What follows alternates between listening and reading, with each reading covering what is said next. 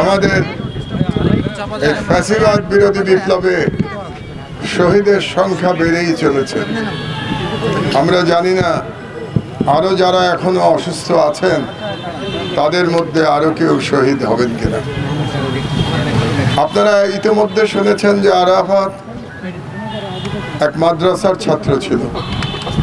এই ফ্যাসিবাদ বিরোধী এই মহান জুলাই বিপ্লবে মাদ্রাসার ছেলেরা যে অবিস্মরণীয় ভূমিকা রেখেছে সেটা আপনারা সবাই জানেন, দেখেছেন সাংবাদিকরা। কয়েকটি জায়গায় তাদের লড়াই অবিস্মরণীয় ছিল এবং প্রায় 100 জন মাদ্রাসার ছাত্ররা শহীদ হয়েছে। কিন্তু দুর্ভাগ্যবশত আমরা মিডিয়াতে দেখেছি যে তার তুলনায় তাদের স্বীকৃতি কম। মাদ্রাসার যে এত ছেলেরা শহীদ হয়েছে, এমন বিরচিত লড়াই করেছে ফ্যাসিস্ট হাসিনার বিরুদ্ধে, তার স্বীকৃতি আমরা খুব একটা এখন পর্যন্ত দেখতে পাই না। আজকে হয়তো আমাদের চোখ খুলবে আরাফাত শহীদ হওয়ার পরে।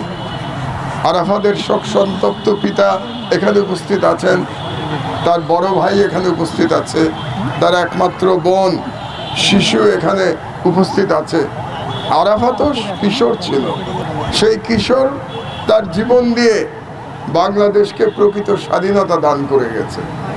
আরাফাতের এই ঋণ শোধ হওয়ার নয়, তবু আমাদের চেষ্টা করতে হবে এই ঋণ শোধ করবার জন্য। এই ঋণ আমরা কিভাবে শোধ করব? এই ঋণ শোধ করব আমরা বাংলাদেশের স্বাধীনতা অক্ষুণ্ণ রেখে।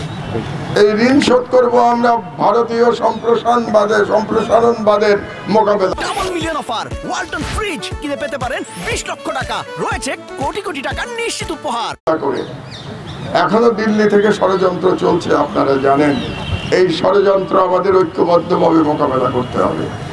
এই ঋণ আমরা শোধ করব। আমরা প্রত্যেকে আরাফাতের পরিবারের পাশে থেকে যার যতটুকু ক্ষমতা, সেই ক্ষমতা নিয়ে এই শহীদ পরিবারের পাশে আমাদেরকে থাকতে হবে। তাদেরকে যেন আমরা কখনো ভুলে না যাই।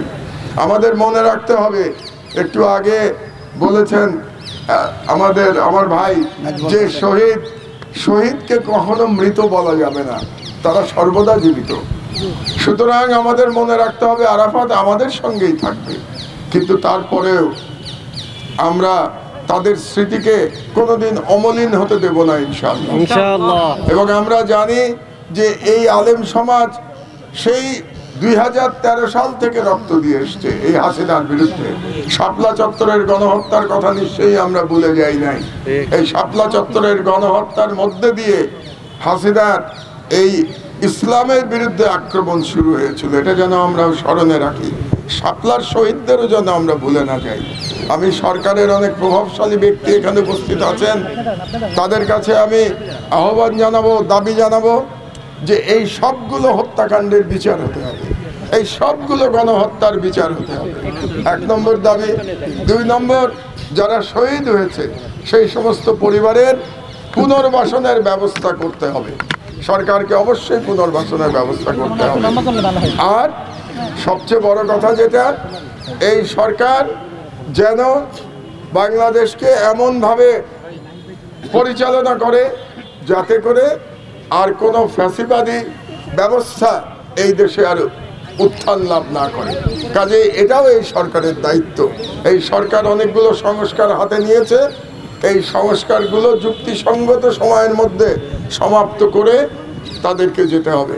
এই সংস্কারগুলো যদি তারা সমাপ্ত করতে না পারে, তাহলে এটা শহীদের রক্তের প্রতি তাদের ঋণ শোধ করা হলো না।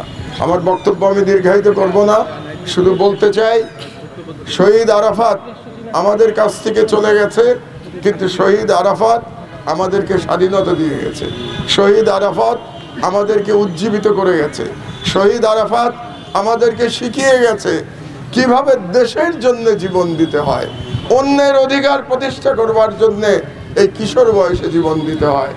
আমার সশ্রদ্ধ সালাম জানাচ্ছি আমি শহীদ আরাফাতকে এবং তার পিতাকে, যিনি এখানে আছেন, তাকেও আমি সালাম জানাচ্ছি শহীদের পিতা হিসাবে, একজন গর্বিত পিতা হিসাবে। আমার দেশ আপনাদের সাথে থাকবে ইনশাআল্লাহ।